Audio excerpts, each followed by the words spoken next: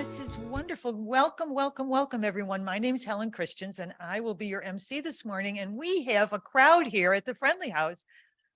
Some familiar, many familiar faces, but a few new faces. So you're here this morning at a humanist meeting, and humanism is a system of thought attaching primary importance to human experiences and the wonders of the natural world rather than supernatural beliefs.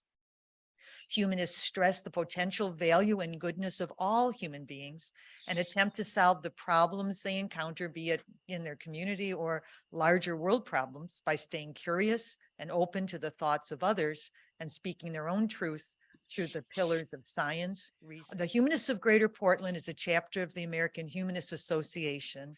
And our topic this morning, the Village Movement, transforming opportunities for aging in place, certainly addresses the humanist commitments of service and empathy. Our reader this morning is Pete Parquet. Come on. Pete's here at Friendly House, and come up to the mic, and he's going to do a reading for us. Thanks, Pete. Hi. Okay. The shameful revelations of the committee have undoubtedly shaken the confidence of the people in their government. Defenders of the present administration in Washington profess to believe that this loss of public confidence is a calamity, and there has been a well-organized effort in recent weeks to choke off the investigation. It has been whispered about that conscientious members of the committee are mere scandal mongers and that the protracted hearings are hurting business. While it is true that the confidence of the people in their government is at a low ebb, and rightly so, the people of this country can be relied upon to purge that government if they are given the facts. The most dangerous and harmful policy that could be pursued at this time would be the hushing up of the investigation or the lax prosecution of civil and criminal suits against those who have robbed the government. This investigation must go on. The whole truth has not yet been told. It must go on regardless of the political maneuverings of any faction, regardless of the efforts of gentlemen caught in the net to free themselves and to embarrass the committee, regardless of the success or failure of the court actions instituted by a halting administration. The simple facts do not warrant the acquittal of President Coolidge from responsibility in this affair. That was Robert La Follette, the founder of Progressive Magazine in 1924. I'd like to now introduce our speaker. Lyn Trainer will be presenting on the Village Movement, transforming the opportunities for aging in place. Lyn is a member of the Board of Directors of Villages Northwest Metro, where she serves as managing director and has been serving since 2015. Lyn also co-chairs the River West Village, which serves Southwest Portland. Lyn will be taking questions at the end of the program, and welcome, Lyn. So glad you could be here with us this morning. Thank you. Appreciate the opportunity to be here today. So how many of you would prefer to stay in your homes and neighborhoods as long as you can? That is pretty common feeling. About 90% of older people in the United States want to what they call age in place. And we firmly believe that the vast majority of us can do so if we have a little help from our friends. And that is really the philosophy behind the Village Movement.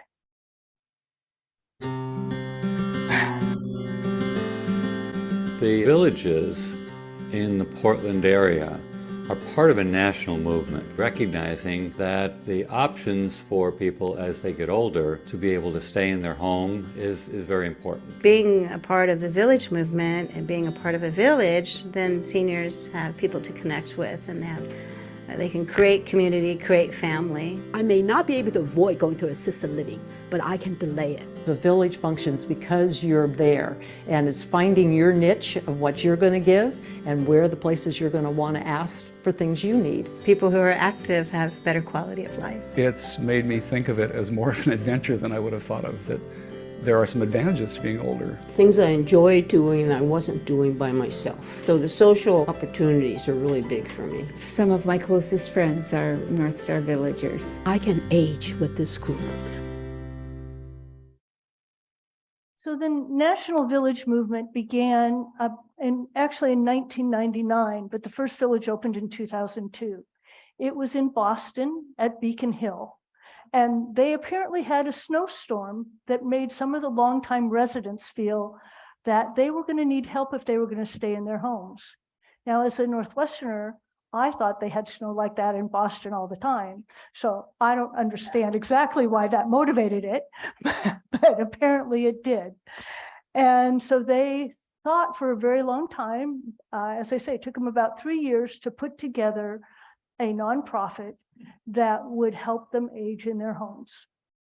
And they very shortly after that began being contacted by other people from all around the country going, how do we do this? And so they worked with an organization to develop a kit to form villages. And since then, there are more than 300 open villages across the country. The last time I was able to get stats, there were about 43 in development. 4 of them closed during the pandemic, but one of those, which is in Ashland, Oregon, reopened last summer. And so they are resurrecting themselves. And there is now a National Village to Village Network, v2vnetwork.org, that has a village map. So if you have a family member somewhere else in the country, you can go see if there is a village in their community that they can work with. But their real concept started out focused on services. So it was like, okay, if you don't drive anymore, how do you get to the doctor? How do you get to the haircut? All of those activities. If you need somebody to change a light bulb or the batteries in your smoke alarm or fix the shower curtain rod or something like that, you may not have the resources to go and hire somebody to do that, or it may be hard to find somebody to come over and do that kind of a task, but it's something a family member or a friend or a neighbor would do. What we found since then is that while people think the village is a great idea for services, they think it's a great idea for somebody else and that they don't need it, no matter how frail they may be, because none of us want to feel needy, right? So the real concept is, how do you stay connected? What we know is as we retire, we lose a group of friends that we see every day through your work. Those people, you see them less frequently as time goes on. Then you begin to have neighbors move away. They go to be closer to their grandchildren, things like that. So you don't see people as often. So really the valuable thing about the villages, what people told us were 2 things. One, they wanted a network of friends closer to home. And my personal experience, I have a friend that lives north of Vancouver. She wants me to come to happy hour. It's an hour and 45 minutes to go to happy hour. I don't want to do that very often. And I was like, can I come at 3 o'clock? And she says, oh no, that's too early. I can't stop my day at then. I'm like, you're retired. What? What do you mean you can't stop your day at 3 o'clock? So, now in the village I live in Southwest Portland, in that area, we have happy hour every Friday at 4 o'clock. I can go a mile down the street and I can have happy hour with 10 friends. So that supplements the friends that I already have. And they're close by, so I don't have to drive to Vancouver or Gresham or any place. So that's the one piece that people want, is they want to expand that network. The other thing that they told us they really wanted is, as people are retired longer, there's ageism. And people forget what they have done in their lives, and they're not able to contribute to the community as much anymore. They want to feel like they are contributing in some way. So through the village, they can either get involved in the village, help out running the village using skills they've developed over a lifetime. Or, some of our villages do community activities. They do volunteer work. And so it's a way, again, of connecting them to the community and making them feel valuable. So those are the things that we really look at now. So we have progressed over the last decade from it being services only to being more of a community orientation. So here's some of the things we know about aging, and you probably already know most of this stuff, but by 2030, 20% of the population will be over 65. Right now, 10,000 people a day turn 65, another 10,000 a day in the United States turn 70. So there is this growing population. Like you, 90% want to stay in their homes as long as possible. Long-term assisted care is unaffordable for most of us. It runs $7,000 to $10,000 a month. So most of us can't and don't want to go there. A third of people over 65 live alone, and about 20% of people over 65 are what we call elder orphans, which means they don't have family, they don't have spouses, they don't have children in the area, they don't have siblings in the area. So they are people who are alone, and when something comes up, they don't necessarily have the same network to call on. So these are the people that we're looking at when we talk about villages. And so I got ahead of myself, talked a little bit about what is a village. One of our villagers, in the third one, lifelong learning and personal growth, he was an engineer. He said, what I love about the village is I get to try new things. In my job, I had a pretty finite set of responsibilities. He says, in the village, I can try something, and if I don't like it, I hand it off to somebody else, which I couldn't do in my career, and I move on and I try something else.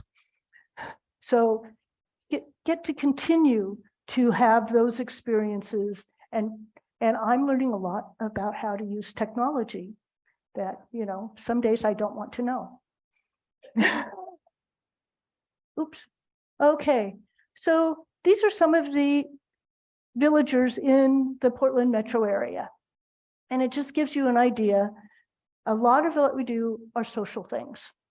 I think we're doing over 100 activities a month now across our 10 villages. And so, outdoor gatherings and picnics. We had a Halloween party, hiking, biking. And the upper right corner is the men's coffee in the village in Southwest Portland. The men decided, because they were outnumbered, that they wanted to have their own coffee. So that was one of the first events we started. And they meet every Wednesday morning at the New Seasons in Raleigh Hills. And then there are musicians, we have song groups, we have all kinds of things. And really the idea to getting something started is, do you want to do something? Set a date and place, we'll publicize it, let's see who shows up. And if there's enough interest, we'll keep it going.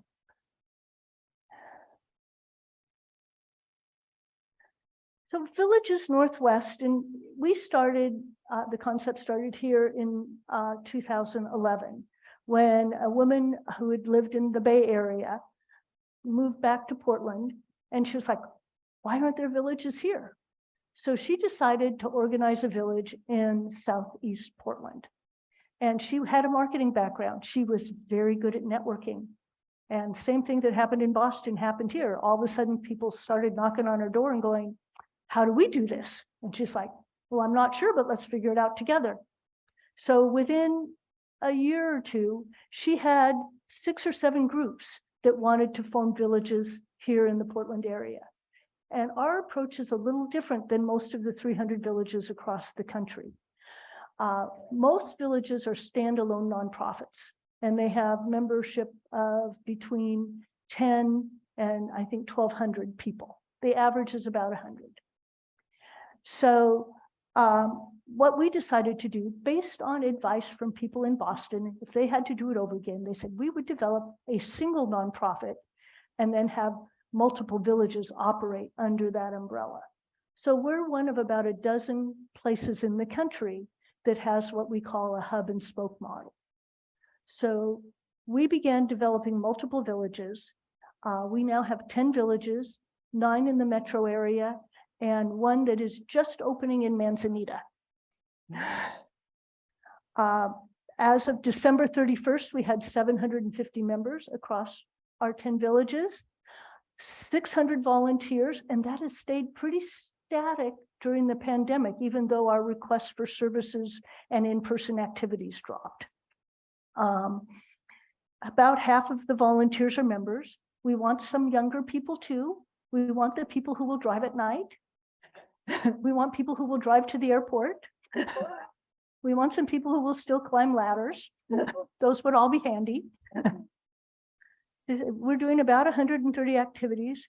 And in 2022, we did 5,513 services, which is the most we have ever done. It dropped to about 2,500 during the pandemic, and we were at about 4,000 before the pandemic. So it's been a very exciting resurgence over the last year. You know, what are the services? Here are some examples. We have one village that has a volunteer who loves to power wash. It's great service. We can only do the services if we have people who will do them, right? So part of our goal is when people need a service, we're like, call us up or send us an email if you need something, you know, and if we have somebody to do it, we'll get them out there to do it. If we can't find somebody, we'll try and help you find a place where you can go to get that. So I had one friend who was asking me when his village was going to open. He was very active in community organizations. He volunteered, he could do almost anything, but he's like, I never want to touch another faucet again. It's like every time I touch the faucets, everything goes haywire. I can fix anything else. Please send me somebody from a village to fix my faucets. You know, sometimes it's something that you need an extra hand. I can remember when our village was developing and we weren't doing services yet, I had a number of times where I was like, where's that village when I need it? I need somebody else on the other end of that curtain rod. I need one more set of hands to do this project. For some people, it's maybe they've lost a spouse. It was never their job and they don't want to learn how to do that now. You know, you don't necessarily want to call a plumber to get your faucets washers changed. Though I understand now there are faucets without washers, but I'm not that. I am not the person who fixed faucets in our village. Our biggest request is rides. And we have over 100 volunteer drivers.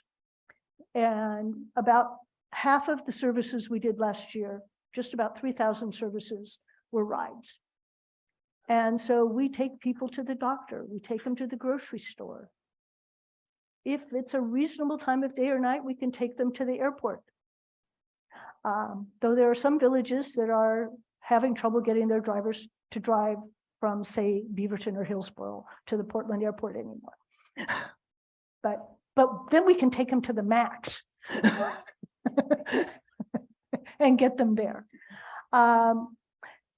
You know, you can see we have work parties where we've helped people hang curtains, and we do a little yard work, and we do technology. How many seniors have received a smartphone or a tablet from their children? And then they go and they put it in the drawer or the glove compartment of the car. So we have people that go out and help people with their technology. Oh, you want to get email on your phone? You want to be able to Zoom? Zoom was a big thing. We had to have Zoom training because most of us did not know how to use Zoom 3 years ago. So all of those kinds of things, if there's something that you need, can you ask for it? Will you ask for it? And actually, I had a conversation just yesterday with a villager. He's having some health problems. His wife's having some health problems. They have been volunteers, key volunteers throughout the years of their village. They will not ask for help. They are not, I was like, you need a ride. You're going to need, what are you going to need? Oh, we won't ask. So part of the challenge is getting people to feel comfortable asking. And so ideally, if we can get every volunteer or every member to volunteer in some way, then, then they may feel more comfortable because they've built those relationships, and it's okay to ask somebody that you know and like. And that's great for the volunteers too, because if you have somebody who needs a ride on kind of short notice, if you know them, you're like, oh, I can do that for so-and-so. If you don't know them, you might go, oh, I'd have to adjust my day. I'd have to do this. So having the relationship between the volunteers and the members is really important. Then we had to adapt to COVID. But we did. Within 2 weeks, every one of our villages had Zoom.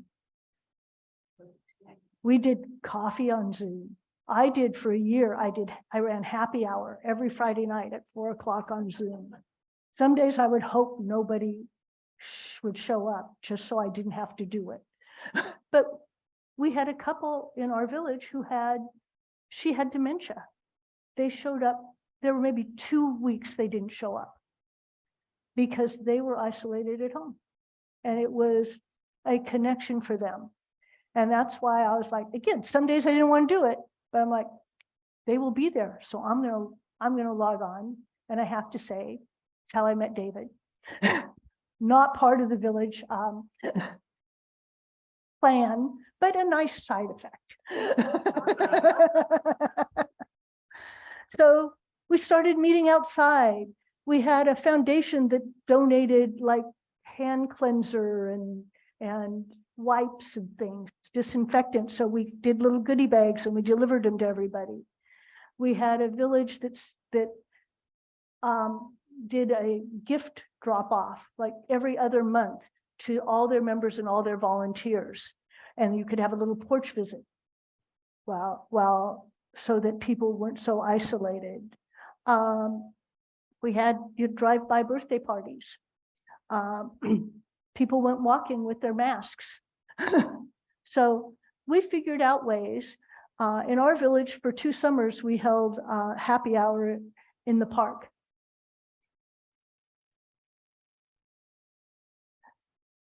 So how are villages funded? We're a membership organization. And so we charge fees, and our fees are based on the fact that we assume as we grow, each village is going to need some staff support to support their volunteers. Right now, all but 2 of our villages are all volunteer run. And so we have set fees so that at some point, when we get to 100 households or so for each village, they will be able to have some staff support.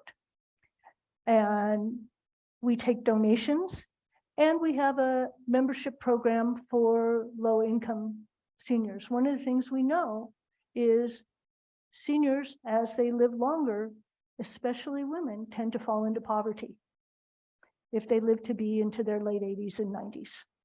And so we don't want funding to be an obstacle. So we do have it. Again, the challenge with that is a lot of people won't ask. And so trying to figure out how we can support people is one of our pieces. So you can be a member, you can be a volunteer, or as I've said before, you can be both. And ideally, we'd like people to be both. So what can you do as a volunteer? Direct services members, what we all talk about, driving, doing things like that. But in a volunteer-run village, we need people like me who are, making presentations, who are doing data entry on the computers, who are managing the website, somebody who shows up at the happy hour. So if some stranger shows up, there's somebody from the village there. There are many, many ways that almost anything you can do in a business, right? Because as you know from your club, your organization, there are a lot of tasks that people need to do to make it operate. And so if you have a skill, we probably have a way you can use it.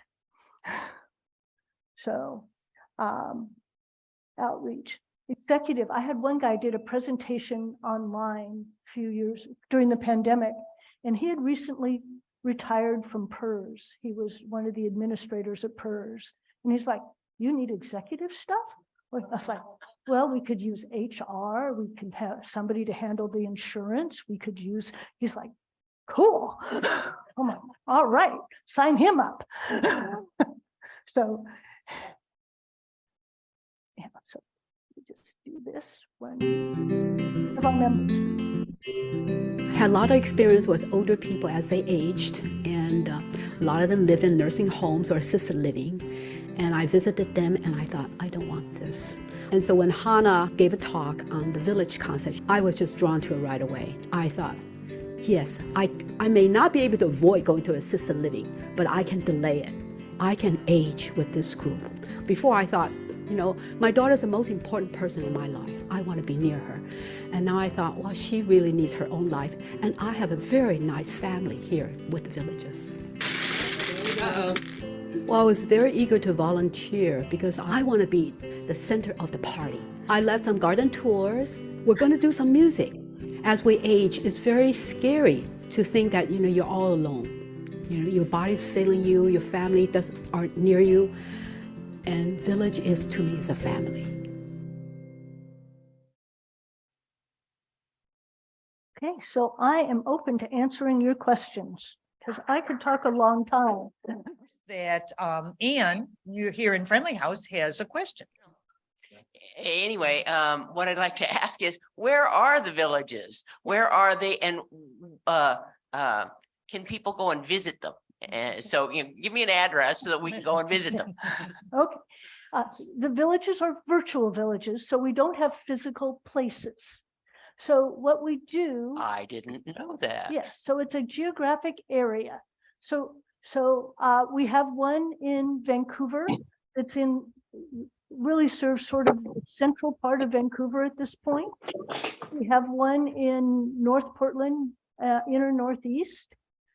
We have Southwest Portland. We have Southeast Portland. There's one in Milwaukee.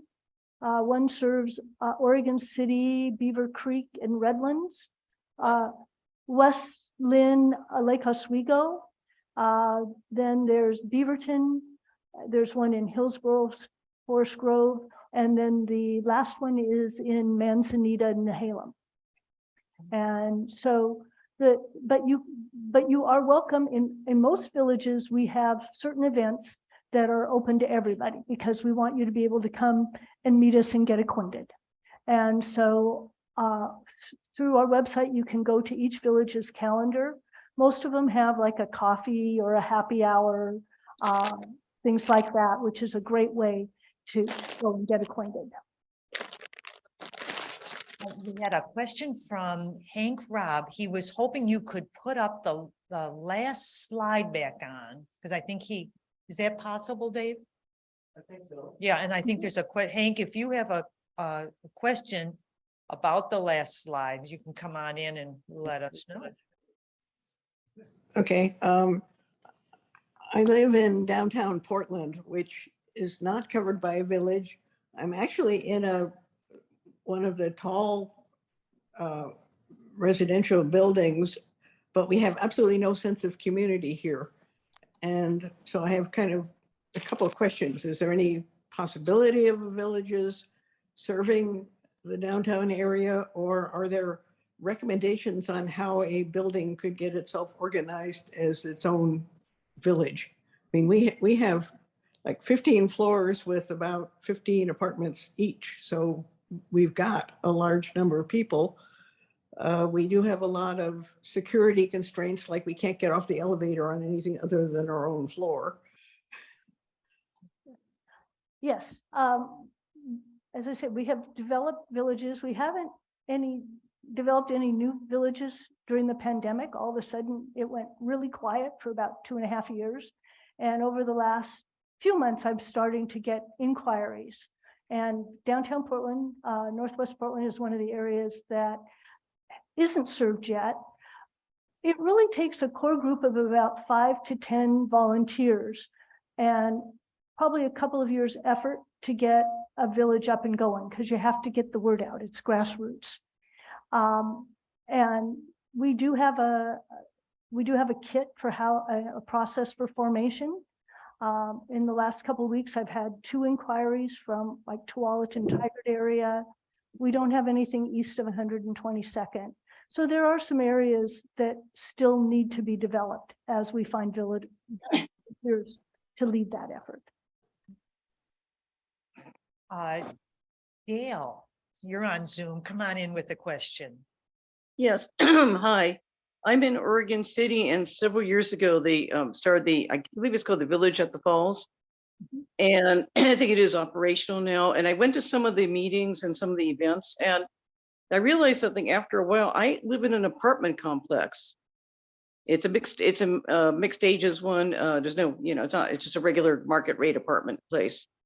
And because of that, I do have a lot of the stuff, the maintenance stuff. We have good maintenance where I live. And, a lot of my maintenance stuff is taken care of. So I don't really need the maintenance aspect, because my property manager should even change a light bulb for me, a high up one. So I am an elder orphan as well. The other thing was of concern to me was I got when I first started going to some of the meetings and everything, I was confused as a difference between a volunteer and a member. And I think they were confused as to what I was. I got the feeling they were looking at me to be a volunteer. And I suspect I might look a little bit younger than I am. And also I look healthy, even though I have chronic medical stuff. So it kind of I felt like I was looking more for member services. I wasn't looking to be a volunteer. So that was kind of confusing for me. The thing was, I have ride services from TriMet Lyft. I do drive still. And the senior center here in Oregon City offers rides for groceries and errands too, which is a really great service. So I thought, what would I really need from them? And I couldn't really think of anything off the top of my head. And then I thought, then also I'm on a modest income. And I thought the fees the monthly fee was quite a lot for me. So I thought it just seemed like it couldn't work out for me in any way. And I was kind of disappointed by that. And I don't know if you have any feedback on that, because as an apartment dweller, a lot of us, and I know my services, again, I have ride services if I need them too. So I didn't know if it was, but the social aspect is appealing to me, but then I don't know if I want to spend that much money every month just for a social aspect. Right. So we do have 2 levels of membership, because we do know that there are people who don't need much in the way of services. And so we have what we call a social or associate membership, which includes usually like 4 to 6 services a year, because we want people to be start thinking of the village as a place where they can go when they need occasional help. And it also allows you for a upgrade to full service for 4 to 6 weeks, depending on the village, if you have a medical issue or something where all of a sudden you're going to need to go to physical therapy regularly. So we do know that for people who live in apartments, it's probably likely that they're more interested in the social aspects.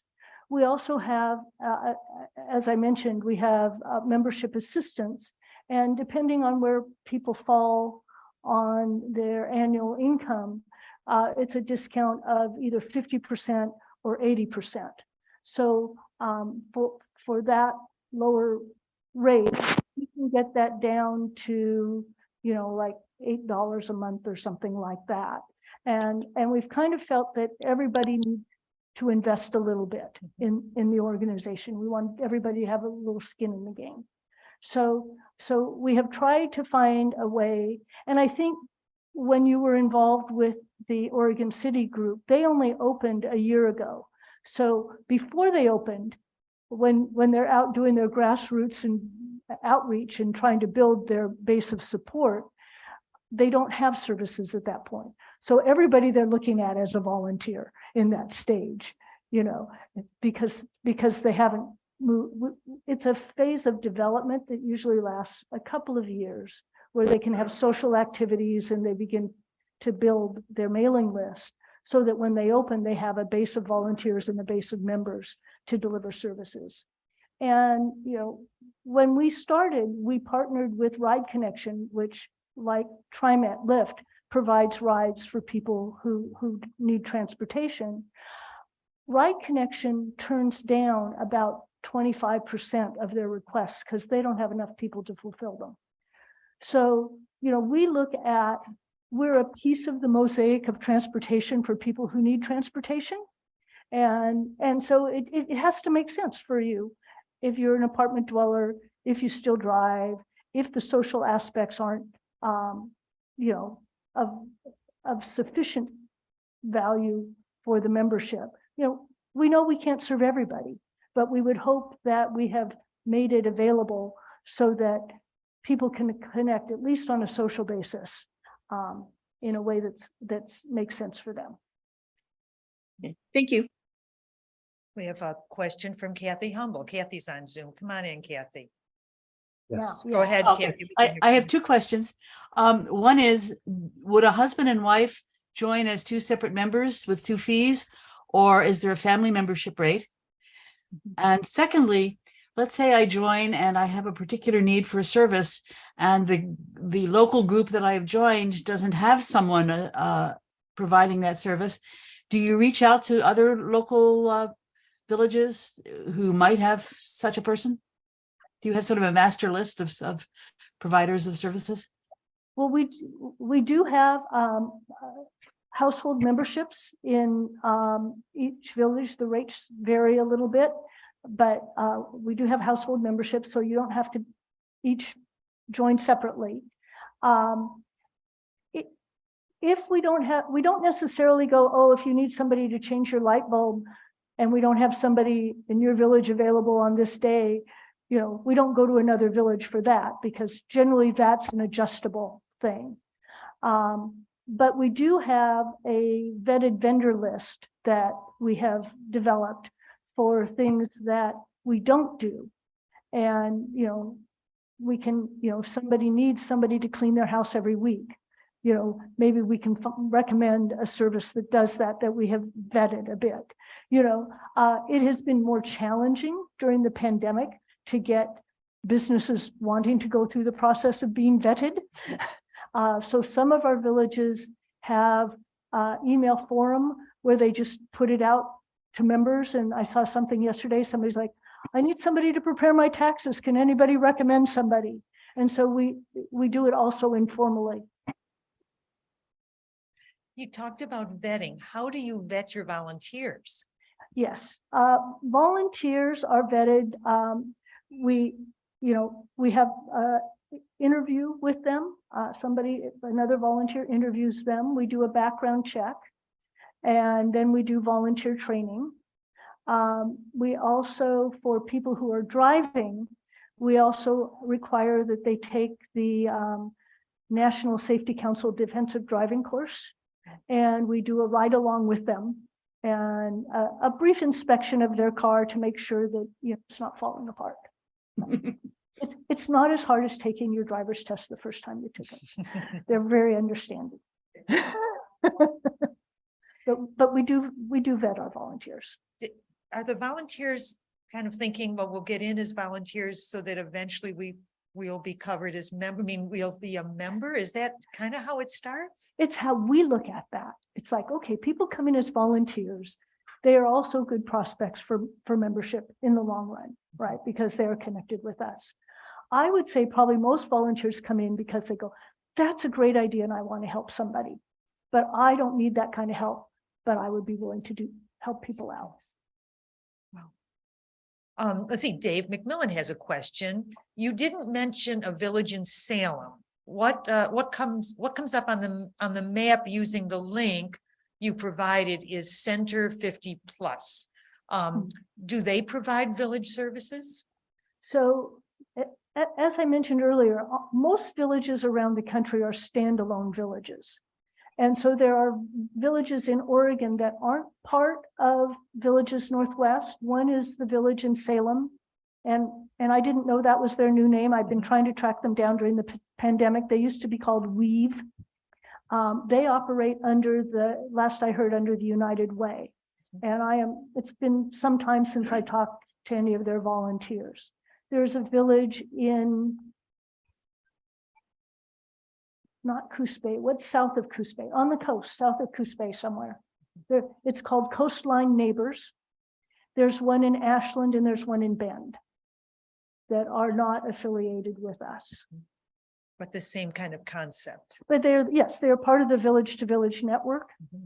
So they have the same concept, but they have just developed their own independent villages.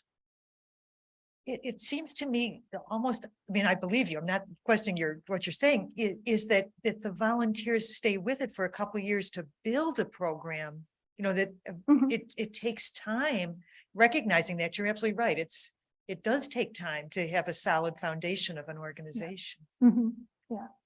And I would say, you know, like there are people like me who came in and said, you know, I really like this village concept. I want to volunteer. And I want this to be up and running and really thriving by the time I really need help. So there are volunteers who come in with that philosophy as well. Yeah.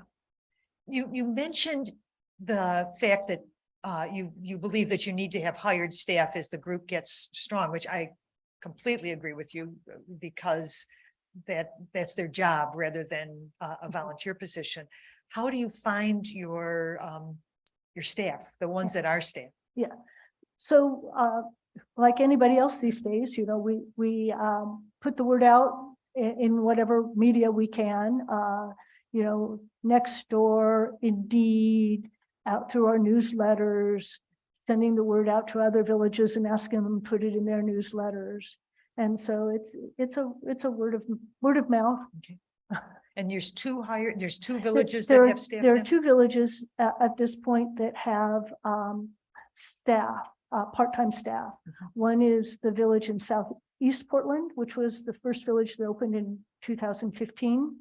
And then Viva Village in Beaverton. And the rest of our villages are all volunteer. Yeah, I have a dear friend that is a member of the Beaverton village, and it has kept her home, and she is thriving at home because of the village. It's been a great organization. Always for her. Always glad to hear that. Mike Berchet here at Friendly House has a question. Come on in, Mike. Okay, this is about behavior protocols for both members and volunteers. Two concerns, may come up because I'm going to be retiring soon and I may have to end up leaving my house. And one is I don't want to end up in a retirement community of some sort where I'm the town atheist. And everybody else is Christian. They're urging me to join their church. But also there's people who are quite put off by homeowner associations. Some get really restrictive about what your house looks like or things like that. So maybe in your village organizations, it's pretty casual, loose, nothing too formal. Yes, I mean, and we do have in our volunteer training that we do, we try to teach about boundaries. When we talk about services, we try to reiterate to the members that they need to contact the office team in each village to request services and not go directly to the volunteers. We can't prevent that all the time, but especially when people are having some health issues and it's more difficult for them to do their daily living. We've had situations where a volunteer will go over to help out for a couple of hours. And while they're there, the member goes, "Oh, while you're here, could you do this? Could you do that?" And the next thing instead of being there an hour, they're there 4 or 5 hours. And they're like, "I didn't bank on this." And we try to train them to say, this is all the time we have today. call the office and schedule another time, another volunteer. It's hard for volunteers to do that. So we also have to educate members on, this is how long a service should be. You need to say up front what you want them to do so that they plan for it. But, boundaries can be challenging, especially it's blurry in the village because we encourage relationships between members. We encourage relationships between volunteers and members for that sense of community. So, we also have members who take each other to events because our volunteer drivers tend to prioritize medical appointments, grocery shopping, haircuts, things like that. And so taking them to a village event is a lower priority. And if we don't have enough drivers to do that, so then, I picked up somebody the other night who doesn't want to drive in the dark to take her to happy hour on my way, so it is messy. It's so different than the medical model, which is that border, you don't become friends. I mean, as a trained as a medical professional, that is, you don't become friends with your patients. That's it's not, so I mean, it can get cloudy about, am I a volunteer? Am I a member? Am I your friend? Am I your volunteer? Am I your guy that's changing the light bulb? Exactly. Which hat am I wearing? Which hat am I wearing? I had one volunteer who told me years ago, I was like, don't ever tell me that. But she was like, she was doing a service for a member in the home. And when she left, the member said, what direction are you going? Oops, sorry, lost your ear? Lost my earphone here. Where did it go? Yeah, that's, you're a rare one. You can fix that yourself. Is it okay? Can you hear me? All right. And so the volunteer told her, and she's like, well, where are you going? Could you drop me off here? And the volunteer said, well, I'm not a driver. She said, well, I just need to go here.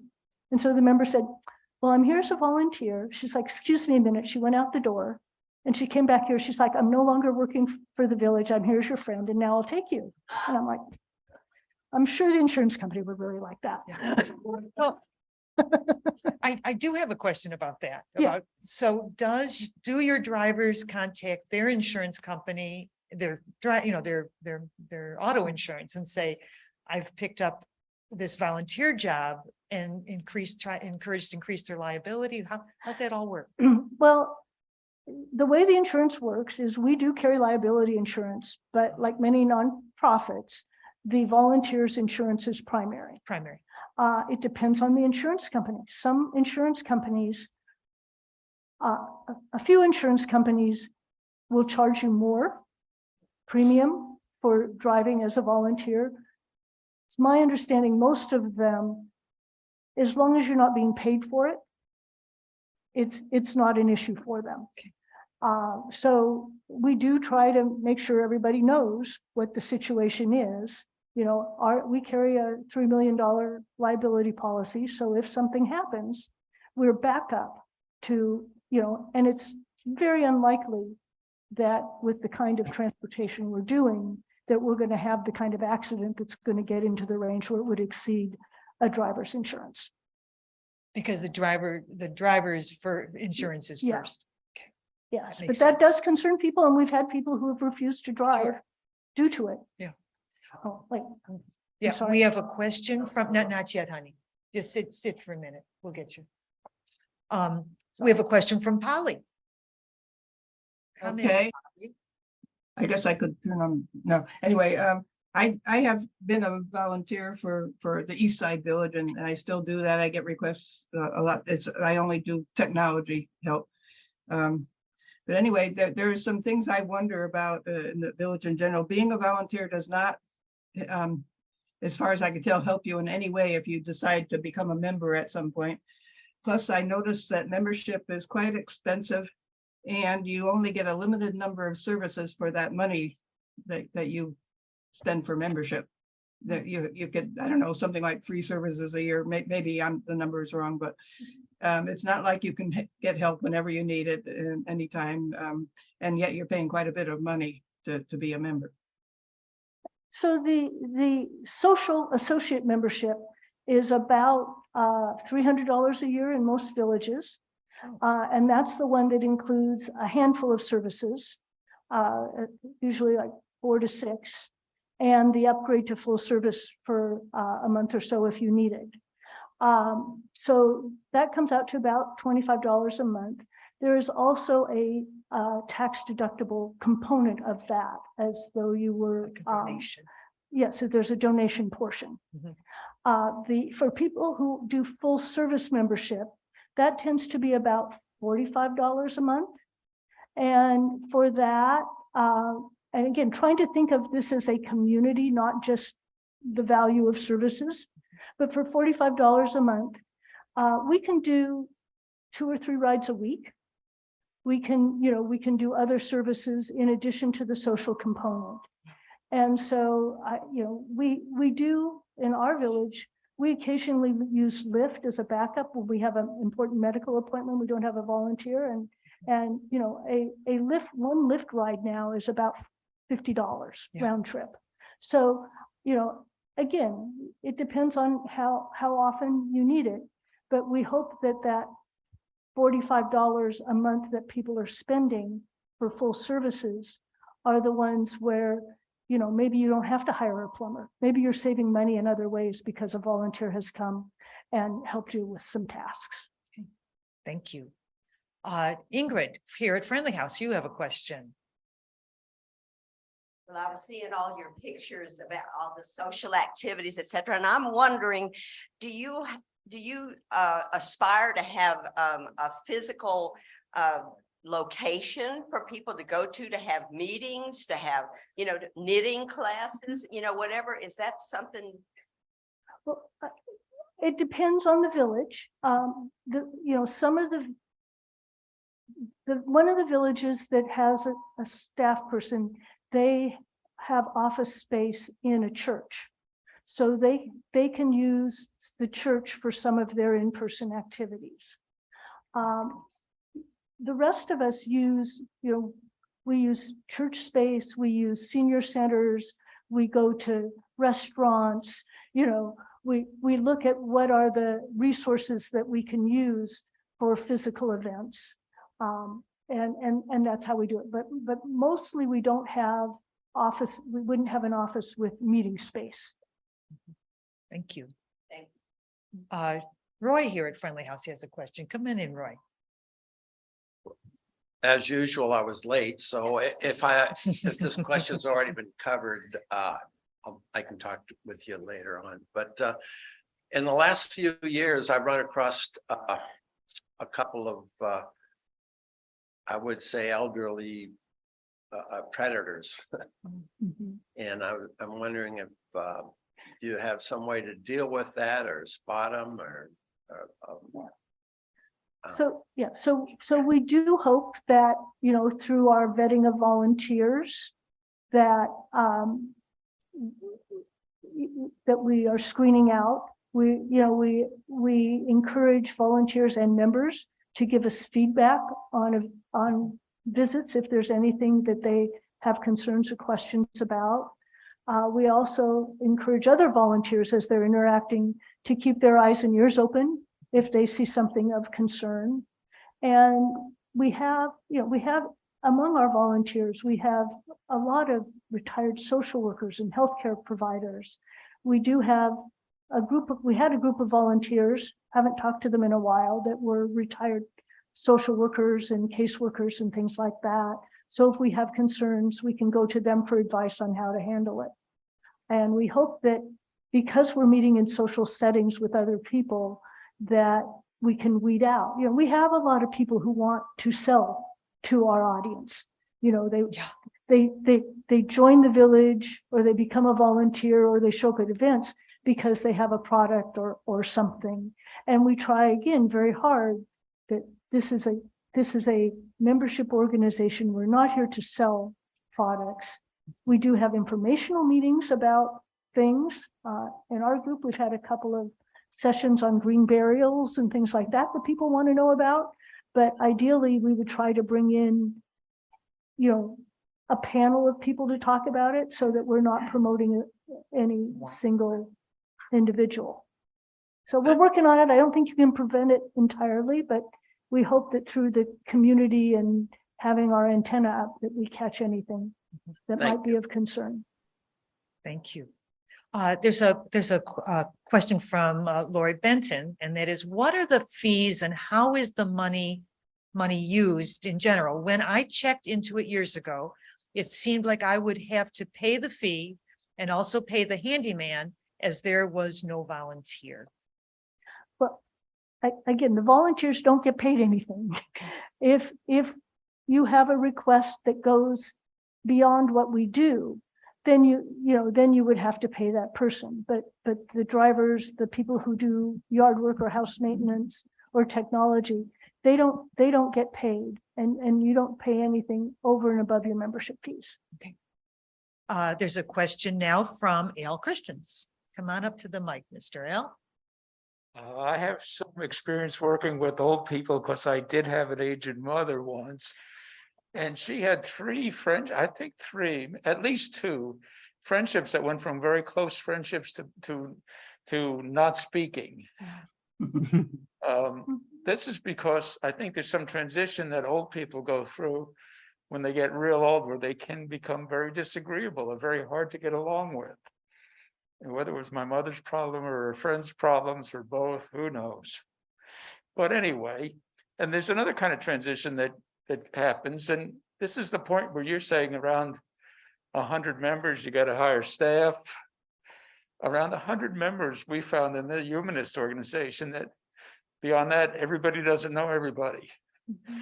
And so the nature of the organization changes, and there's a tendency for it to want to split into different points of view or subgroups or something like that. It just, the dynamics are interesting at that point, just like the problem of it. You say it's messy. Yeah. Do you have any special tricks for dealing with these two problems? Well, I think one of the challenges, I think as people age and they have health issues, there is chronic pain, there's just a lower energy level, which makes people sort of withdraw, and they're focusing all their energy on getting through their day, and it makes them less patient with other people. And we have run into some of those challenges. I am aware of one incident that but one member that this person doesn't sleep regular hours, so they schedule something, a ride. They might cancel at the last minute because they're not feeling well. But when the volunteer calls to confirm, they don't answer the phone and they don't return messages. And that makes it really hard to get the volunteers to take another assignment with that person. And so, part of it is educating the volunteers about just how much energy it takes for some people. I remember talking with one woman who was one of those ones who had scope creep when volunteers came to her house. And she said, I used to do creative things. I used to do all this stuff. Now, all I can do is get through the day. I'd like to do something fun for once, and for the volunteers to understand a little better what some of those challenges are and why they may not be as responsive, I think is helpful. We do have people that, get upset with each other and walk away from the organization. People are people. You can't prevent all of that. Thank you, Lynn. How much time are you spending as a volunteer each week? I mean, yeah. Well, I'm unusual. My background is in nonprofits, and so when I left my job, when I retired, I'd known for a long time that I wanted to do something working with older people on living choices. I had an aunt who was somewhat of a recluse, and she had osteoporosis, and she would, break a bone and fall and end up in the hospital and in rehab. But she was a loner. I mean, she used to move if somebody talked to her in the elevator in her building because she thought they might come knock on her door, So she was not into communal living in any way, shape, or form. And she was so desperate to get out of communal living, she would end up back in an apartment, and then she would fall again. And we went through the cycle. And I was like, but when I went to visit her and she'd be living in like a dorm room with a stranger, I was like, here's two people who don't feel well and don't know each other. I was like, there has to be a better way. So I went looking for something, this particular thing to do, and I was very lucky to find it. So I spend myself, by choice, I spend 25 or 30 hours a week between the villages Northwest and River West Village in Southwest Portland. I mean, I know, it varies from people who do a couple things a year to, I know of one volunteer who for a number of years has put in 2,000 hours a year. She's been working full time, but it's choice. And part of it is discipline on the part of the volunteer to know what your limit is and to stick to it. Yeah. There is such a need that it's hard to say no. But well, and it's all interesting to me, I mean, with my background, something comes up and they're like, oh, now we need to, do this. And I was like, oh, I'd like to be part of that. And I have to go, no, I need to keep it to this because I do have another life. yes, that's right. We've got a question from Sheila. Sheila, there you go. Okay. I wanted to get on before we close because I have a testimonial. I have been a member of East Side Village PDX for about 3 months. It has been the most amazing, extraordinary, surprising experience I have had in several years. I retired from my volunteer position with the volunteers working with senior groups a few months ago and realized I wanted a new community. I was very familiar with the villages. I am from Boston originally. And I was familiar with villages because one of the group conversations on aging that I facilitated had to do with housing as we get older. I never dreamed I was going to be interested in the villages. But when I realized that here was an opportunity for community, I thought, well, I'll sign up as a, what do we call it, Lynn? I forget. Social member, I think, in your Yeah, I would be a social member. But my very first request to the office was, I need somebody, I have just had my house resided and painted. I need somebody to reaffix all of my outdoor electrical fixtures. And I called the office and asked them, and within 24 hours, I'm told so-and-so and so-and-so can do that job for you. They will call you and you will make your plan with them. They came the following Sunday afternoon, and I have to admit, the 2-hour project went for 5 hours. Those amazing people, and you, Lynn, I've never met you, but you probably know who they are. They did the most perfect job. They did everything.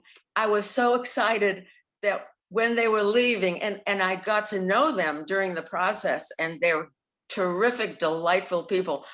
And when they were leaving, I said, I'm so thrilled. I want to make a donation to your favorite, whatever your favorite nonprofit is.